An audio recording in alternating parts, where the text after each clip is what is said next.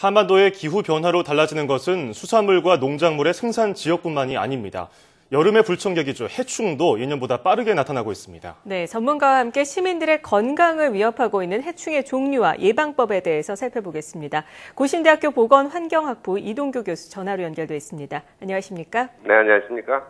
네, 올해 처음으로 지난달 광주에서 일본 뇌염 매개모기가 발견됐다고 하죠. 네. 네, 작년보다 약 2주 정도나 빨리 발견된 거라고 하는데 우선 이 일본 뇌염이 어떤 질환인지 설명을 좀 부탁드립니다. 네, 일본 뇌염은 바이러스성 질환인데요.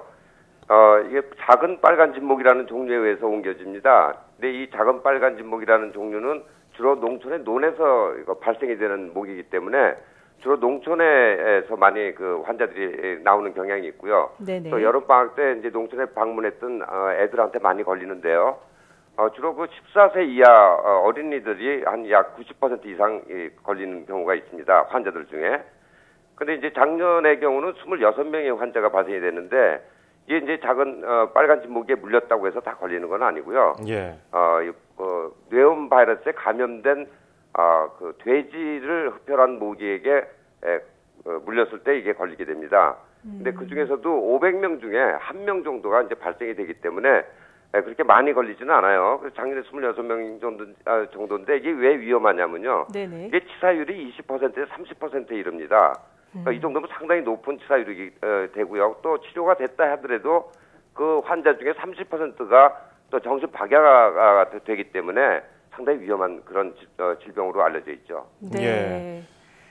일본 뇌염 문제도 꽤나 무서운 것 같은데요. 또 물리면 치명적이라고 하는 야생 진드기도 걱정입니다. 사망률이 높다고 하는데 이 야생 진드기에 물리면 좀 어떤 증상하고 질병이 발생하는 겁니까?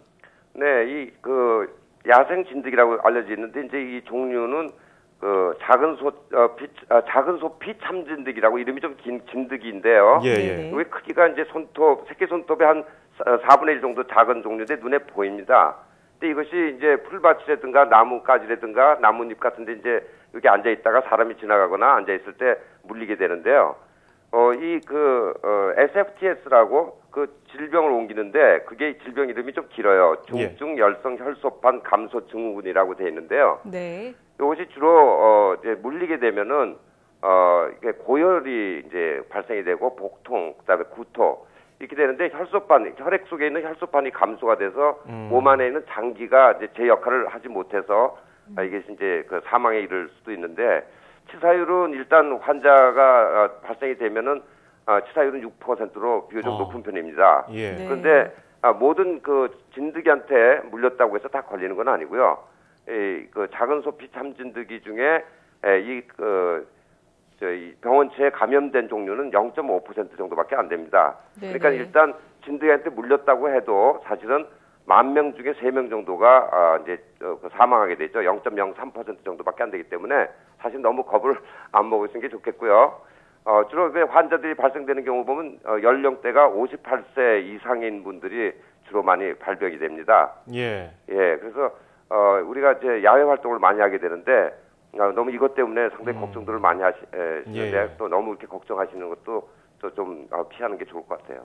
네, 그래도 조심을 해야 할 텐데요. 이 한반도의 기후가 따뜻해지면서 해충이 번성하는 게 아닌가 싶습니다. 이 일본 뇌염과 야생 진드기도 걱정이 되지만 이 외에도 점차 아열대 기후로 변해가면서 한반도에 나타날 수 있는 해충 어떤 것들이 있을까요? 네, 현재 해충들은 아열대성 기후라 하더라도 우리나라에 있는 것들은 대부분 다 있어요. 있는데 에집트 순목이라는 종류가 이제 그 아열대성 국가에서 많이 있는 종류인데 이 종류가 댕기열을 주로 많이 옮기는 종류입니다. 네네. 그래서 이제 그 물류라든가 이제 여러 여행객들을 통해서 이렇게 항공기라든가 배를 통해서 들어올 수도 있는데 요것이 그 댕기열을 옮기는 종류가 에집트 순목이만 있는 게 아니고 우리나라에 옛날부터 있었던 흰줄 순목이도 이 댕기열을 옮기는 종류가 되겠어요. 예. 근데 이제 문제는 아열대성 기후로 기온이 자꾸 올라가게 되면 모기들과 같은 그런 그 곤충들은 자체 체온이 없기 때문에 외부 온도가 올라오면 같이 체온이 따라 올라가게 됩니다. 그럼 성장 속도가 빨라지죠. 일대기가 빨라지니까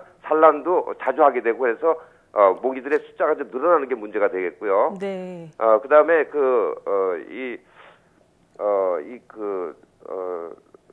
바로 이 질병이 또 외국에서 발생되는 경우를 보면은 예. 주로 아열대성 기후에서 주로 발병이 됩니다. 이 댕기열이. 근데 우리나라가 이제 아열대성 기후로 바뀌게 되면 댕기열 바이러스가 우리나라에도 이제 존재할 수도 있기 때문에 일본의 동경이 작년에 이제 그게 걸렸거든요. 예.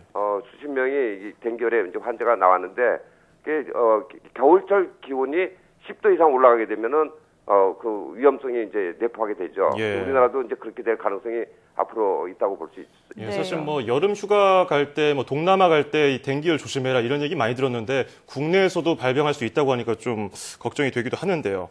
이런 각종 감염병의 원인이 되는 만큼 대책이 필요할 것 같습니다. 정부가 어떤 대책 좀 준비해야 될까요? 네, 현재 정부에서는 그 전국의 10개 권역별로요. 예. 감염병 매개체 감시센터를 운영하고 있습니다. 그래서 4월부터 11월까지 이 격주에 한 번씩 그 권역별로 조사 지역에 가서 진드기라든가 또는 모기 조사를 하고 또 그 해충 안에 어떤 병원체가 있는지 검사를 해서 보고하게 돼 있고요. 그래서 상시 지금 감시를 하고 있습니다. 예. 이제 그런 네. 게 있고 그다음에 이제 어떤 특이 상황이 있거나 위험 상황이 있을 때는 질병관리본부 홈페이지에 그 상황이 다 올라가 있기 때문에 일반 국민들이 그를 보시면 또 도움이 될 수 있습니다. 네, 알겠습니다. 무엇보다 개개인이 해충에 물리지 않도록 주의하는 게 중요하지 않을까 싶은데요. 효과적인 해충 예방법이 있다면 간단히 좀 짚어주시죠. 네, 일단 이제 주택에서는 방충망을 잘 정비를 하셔야 됩니다. 방충망이 우리 눈에 보기에는 완벽한 것 같지만 틈새가 벌어져 있는 경우가 많기 때문에 예. 방충망을 이제 정비를 하시고요. 외부 활동을 하실 때는 반드시 긴 옷을 입을 필요가 있습니다. 왜냐하면 그 긴 옷을 입지 않으면 모기뿐만 아니라 참진드기라든가 또는 털진드기, 이 털진드기는 이제 쯔스가무시를 옮기게 되는데 그 쯔스가무시 같은 경우는 우리나라에 그 해마다 7,000명 이상, 작년에 8,200명의 환자가 발생이 됐거든요. 예. 상당히 많은 환자들이 나오기 때문에 이 참진드기 외에도 눈에 잘 띄지 않은 털진드기가 이제 풀밭에 앉아서 그 사람을 기다리고 있습니다. 그래서 풀밭에 앉지 않는 것이 좋겠고요. 앉아 하더라도 그 깔개를 안고 앉으시고요. 긴 팔, 긴 바지를 착용하시고 그것도 안심이 안 되시면 그 기피제가 있습니다. 기피제를 뿌리시면서 그 야외 활동하시면 도움을 많이 받습니다.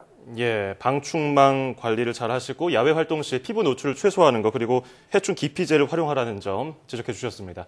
자, 지금까지 고신대학교 보건환경학부 이동규 교수였습니다. 오늘 고맙습니다. 네, 감사합니다.